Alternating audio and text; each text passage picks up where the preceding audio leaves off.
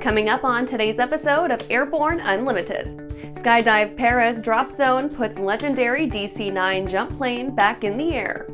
Aircraft Spruce takes over Wag-Aero. AAIB publishes vertical aerospace VA-1X UAS accident report.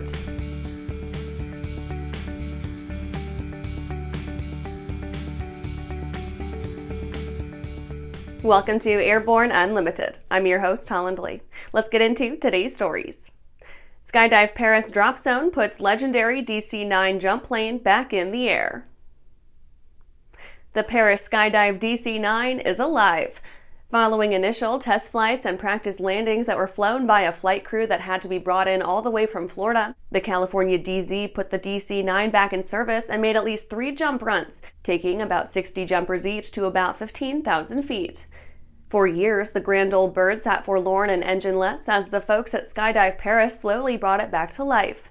In years past, the bird served as a famous but limited jump plane before being grounded, though it had an interesting service history prior to the change.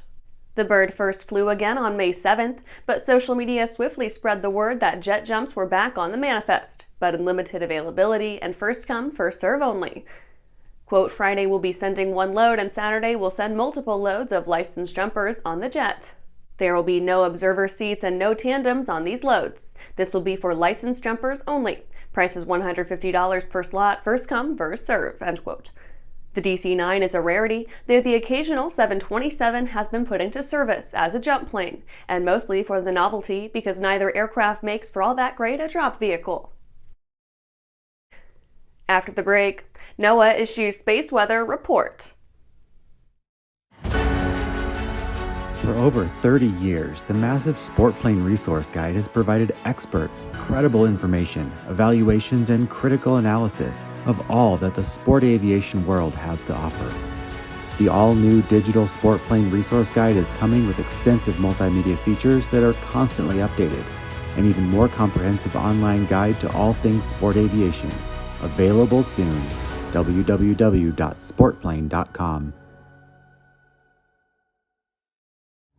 Backcountry flying to us is our playground. For us, it's how we access the things we like to do. It's just our lifestyle.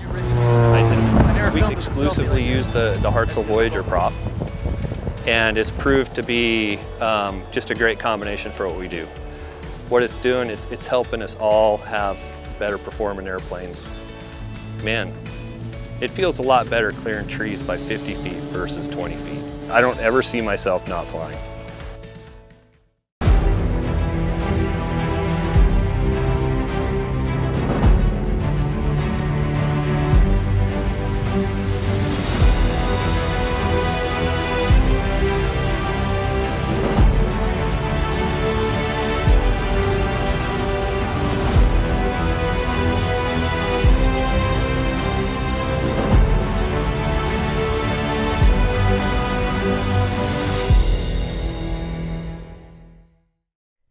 Welcome back.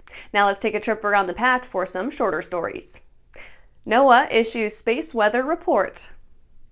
Good old Sol was having a bit of a fit this past weekend. NOAA space weather forecasters observed at least 7 coronal mass ejections from the sun, with impacts starting on Earth midday Friday, May 10th, persisting through Sunday, May 12th, so far.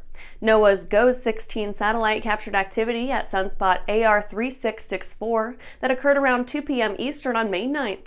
NOAA's Space Weather Prediction Center subsequently issued a rare geomagnetic storm warning. Air Force's 920th RQW conducts complicated civilian medical airlift 350 miles off U.S. The Air Force Reserve Command's 920th Rescue Wing successfully conducted a tricky civilian medical airlift operation of a critical patient aboard a cruise ship located more than 350 nautical miles off the eastern coast of the U.S. on May 4th. Within hours of the call, the 920th RQW prepared and launched a rescue force consisting of 2 HH-60G Pavehawks, 2 HC-130J Combat King IIs, and 2 teams of combat rescue officers and para-rescue men to fly the ship's position and safely extract the patient for transport to the nearest capable medical center. Vintage World War II Warbirds gather in Atlanta this month. This may bring several opportunities to experience meticulously restored World War II aircraft in person at DeKalb Peachtree Airport. The aviation event series, marking the significant 80th anniversary of D-Day, includes aircraft from Georgia, Texas, and Arizona. Airbase Georgia leader Joel Perkins said, quote, "This is an amazing opportunity for aviation enthusiasts, history buffs, and family members of World War II veterans to experience a unique array of historic aircraft within a month in Atlanta," end quote. WestJet Encore pilots vote down contract. WestJet Encore pilots have rejected the tentative agreement presented to them last month. The pilots were reportedly underwhelmed by the WestJet Group's attempts at using compensation to gloss over many of the core structural issues of the operation. Of the 92% of eligible pilots who cast ballots, 53% voted against the agreement. This result reiterates that there is a deep-seated feeling that management fails to recognize the pilots' needs beyond matters tied to compensation. That's it for today's trip around the patch. Let's get back to the rest of the news. More aero monopolies in the making.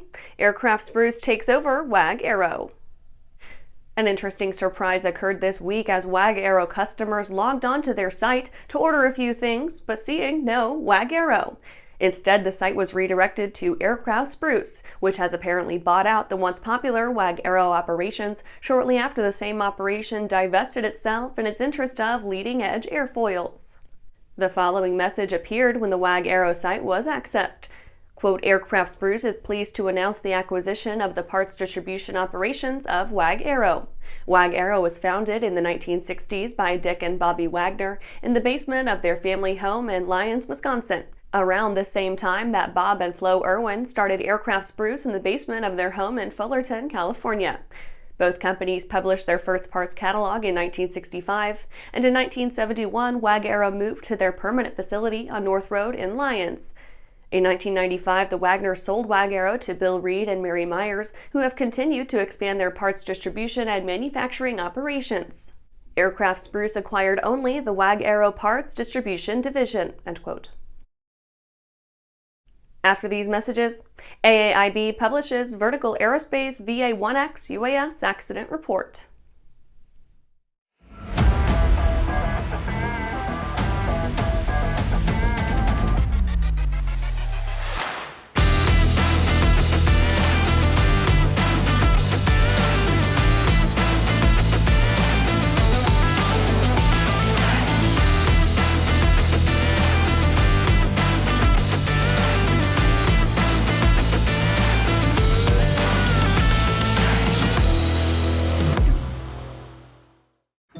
Well, hello, fellow pilot. I'm John King. And I'm Martha King. You know, we've all had our flying lives disrupted lately. Well, King Schools is here to help you stay up to date with courses that you can access on your desktop, iPad, or iPhone.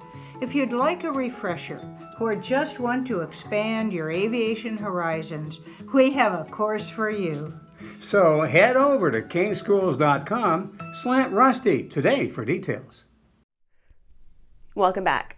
AAIB publishes Vertical Aerospace VA-1X UAS accident report. The AAIB has disclosed its findings after an accident befell an unmanned remotely piloted test vehicle, which suffered a forced landing following power unit failure at the Cotswold Airport in Gloucestershire on August 9, 2023. The report notes that, quote, "The aircraft was being flown by a remote pilot on a test flight at 30 feet AGL when a propeller blade detached from the electric propulsion unit 3 forward motor due to a failure of the adhesive bond between the propeller blade sheath and spar. Large out-of-balance loads generated by the blade release caused structural failure of the right inboard pylon, resulting in damage to the aircraft's wiring harnesses. This caused a loss of thrust from motors 4 and 7. Whilst the aircraft's flight control system was able to maintain a level attitude, the high rate of descent caused by the loss of vertical thrust resulted in substantial damage to the aircraft when it struck the ground. The aircraft manufacturer was, at the time of the accident, in the process of introducing a blade design that, amongst other things, eliminated the bonding failure mode that caused the blade's release. The manufacturer's investigation identified 36 product and process improvements resulting from findings of the investigation," end quote. And that's our show for today. You can catch episodes of Airborne on YouTube, Roku, or Fire TV. Just search for Aero-News or Airborne, and don't forget to follow us on social media. Thanks for watching.